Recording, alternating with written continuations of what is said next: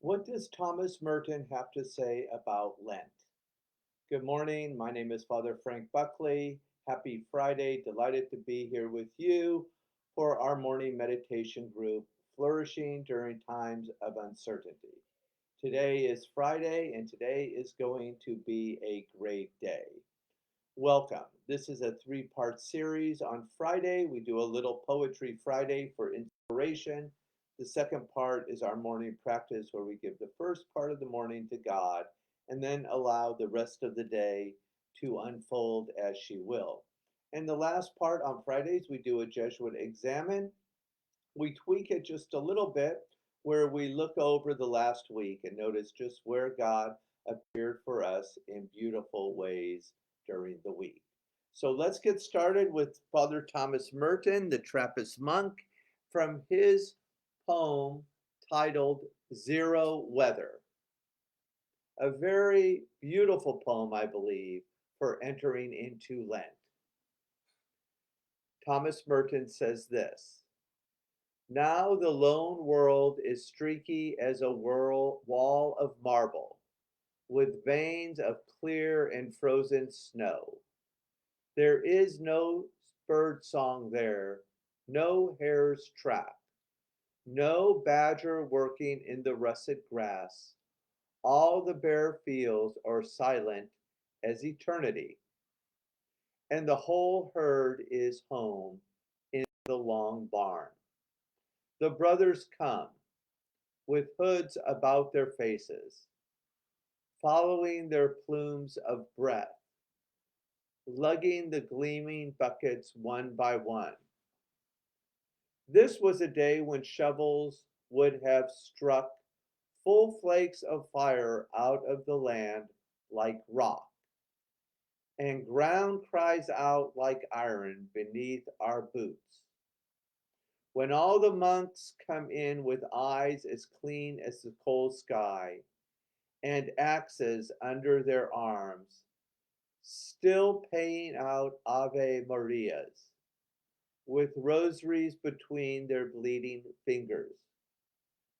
We shake the chips of our robes outside the door and go to hide in cowls as deep as clouds, bowing our shoulders in the church's shadow, lean and whipped, to wait upon your vespers, Mother of God.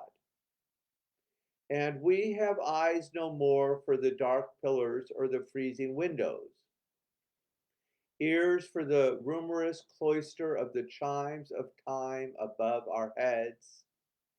For we are sunken in the summer of our adoration and plunged down, down into the fathoms of our secret joy that swims with indefinable fire. And we will never see the copper sunset linger a moment like an echo on the frozen hill, then suddenly die an hour before the Angelus. For we have found our Christ, our August, here in the 0 days before Lent. We are already binding up our sheaves of harvest, beating the lazy liturgy, going up with exultation, even on the eve of our Ash Wednesday, and entering our blazing heaven by the doors of the Assumption. Thank you, Father Thomas Merton. What a beautiful way to enter into our mindfulness practice at the doors of the Assumption. So as we move into the meditation, I invite you to remove your shoes, to let your feet touch the earth, to get grounded, to get comfortable while I lower the lights.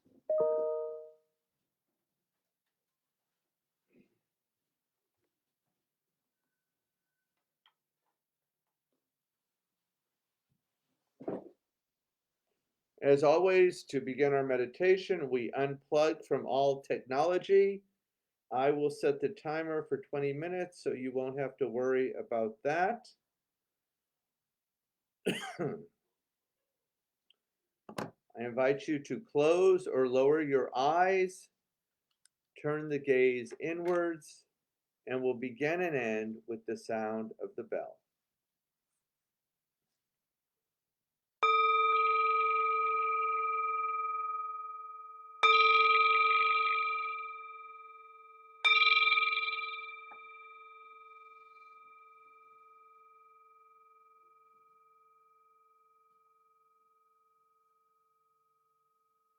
Listen, listen.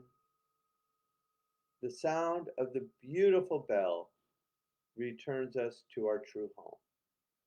On this beautiful Friday morning in Hollywood, let us begin by getting grounded through diaphragmatic breathing, just breathing deeply as possible into the lower belly 3 times together as a community. Inhale and exhale. Beautiful. 2 more times. Inhale and exhale. God is as close to us as this air that we breathe.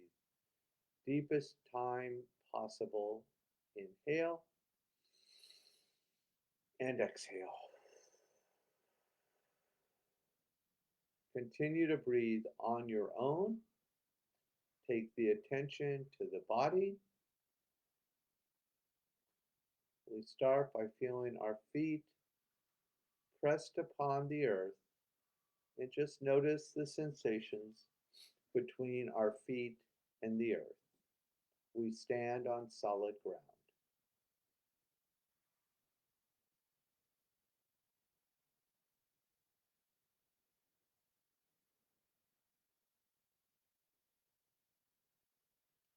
Moving up the body, we arrive at the chair or cushion providing support. And we take just a moment to reflect on where we felt supported this last week. A pandemic is challenging. We all need support. It could be something of beauty, a conversation with a friend, an experience of peace.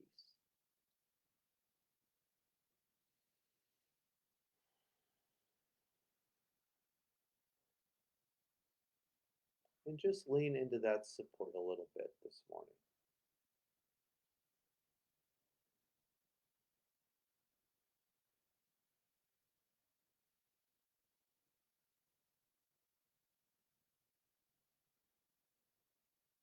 Good. Moving up the body, we arrive at the shoulders, a place that sometimes we can hold some tension. Anything that we've been holding on to this week that we'd like to let go.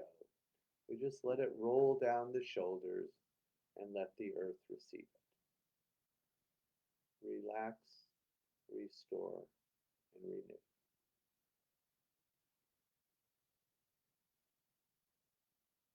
And just lighten up.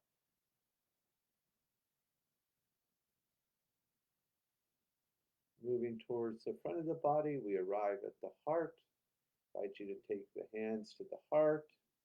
And as we come to the end of the week, we continue to cultivate an attitude of gratitude by reflecting on something for which we're grateful this week.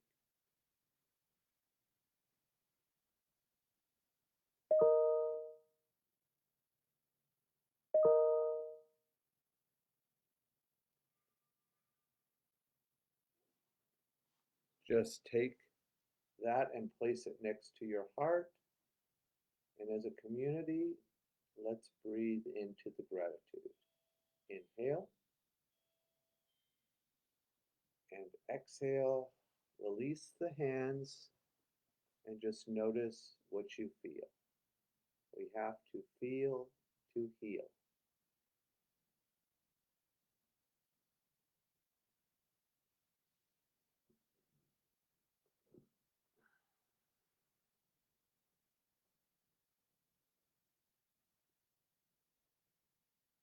Finally, we come to our intention.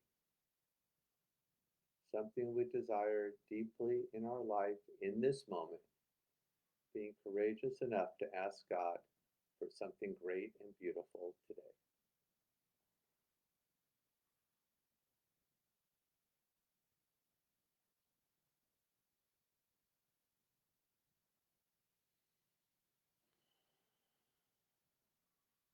And we'll seal that intention with an inhale and an exhale.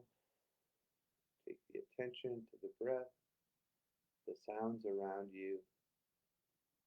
Drop down and enjoy the miracle of mindfulness. Please continue.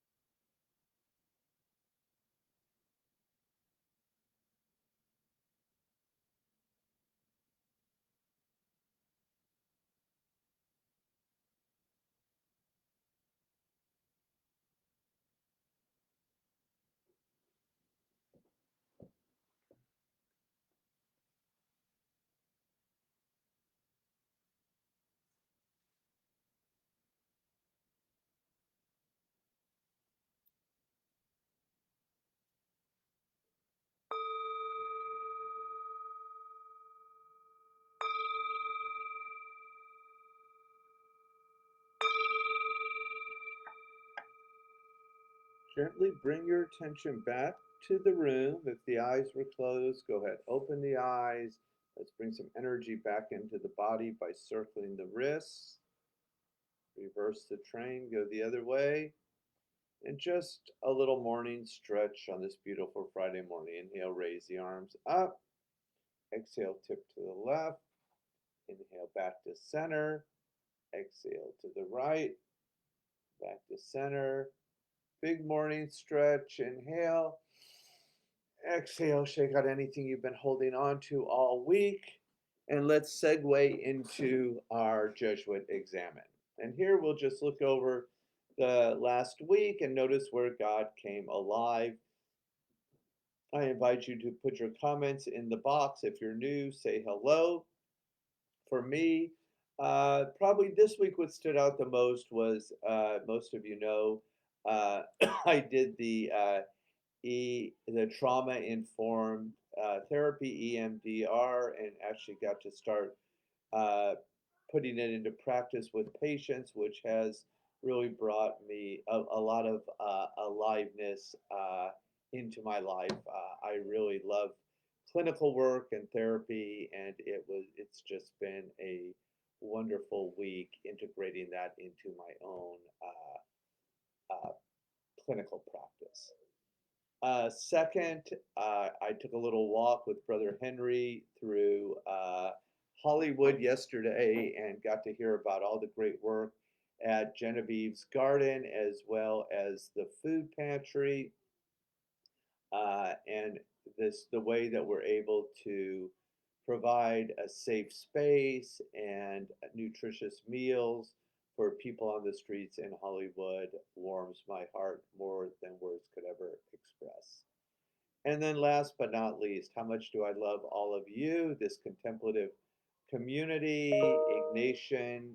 Ignatius's idea of becoming contemplatives in action. Virtue ethics asked a new question, not who am I, but who is the person I want to become. I feel like this week we have all journeyed towards moving towards that person who is a contemplative in action. I couldn't enjoy the journey anymore. I am so grateful to each of you for tuning in each morning. Have a beautiful weekend, and I can't wait to see you on Monday. God bless you.